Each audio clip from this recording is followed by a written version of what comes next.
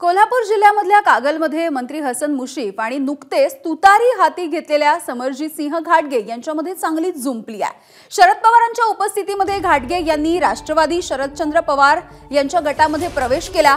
कागलमध्ये मुश्रीफ विरुद्ध समरजित आणि पवार अशी लढत सध्या निश्चित मानली जाते आहे। आता हसन मुश्रीफांनी अल्पसंख्याक कार्ड पुढे करत पवार अल्पसंख्याकांच्या मागे नेमके का लागलेत असा सवालही विचारलाय आणि सोबतच घाटगे तुम्हारी खैर नाही असा इशारा सुद्धा त्यांनी दिलाय। घाटगेंनी सुद्धा यावरती आता प्रत्युत्तर दिलंय आणि मुश्रीफ हे नेहमीच धमक्या देतात असं म्हटलंय।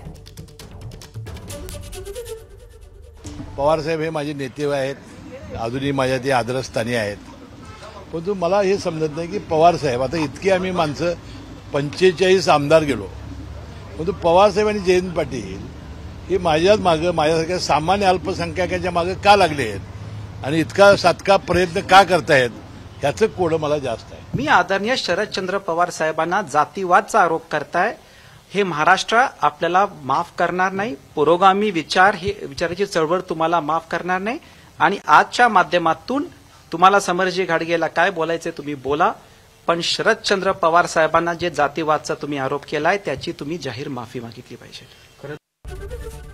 एबीपी माझा, उघडा डोळे बघा नीट।